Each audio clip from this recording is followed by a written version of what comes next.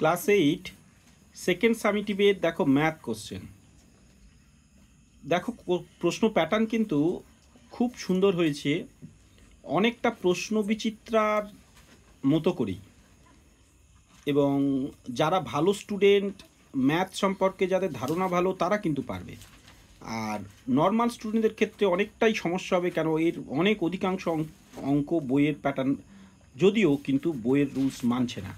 অর্থাৎ বই থেকে যে পুরো হুবহু দিয়েছে এরকম না, কিন্তু আবার বড় কোশ্চেনগুলো তো হুবহু থাকবেই, তাই না? এখানে কিন্তু অধিকাংশ অনেকগুলো বইয়ের প্যাটার্ন। বিশেষ করে এই ম্যাথগুলো দেখো তো, এগুলো খুব সুন্দর। বিশেষ করে এইটা সববার পড়ে, এটাও পড়ে।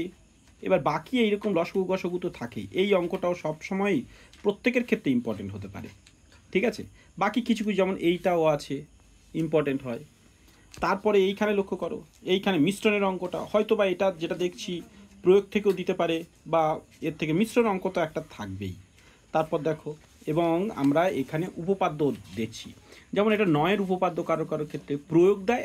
এখানে যেমন এতে কত সুন্দর প্রশ্ন প্যাটার্ন দেখো, একটা উপপাদ্য একটা প্রয়োগ, আবার একটা উপপাদ্য একটা প্রয়োগ, এইরকম করে এটা দেওয়া আছে। তো বুঝতেই পারছো এই প্রশ্ন প্যাটার্ন যথেষ্ট ভালো হয়েছে। তোমাদের ক্ষেত্রেও এটা আমার মনে করি যে তোমাদের জন্য আদর্শ প্রশ্ন।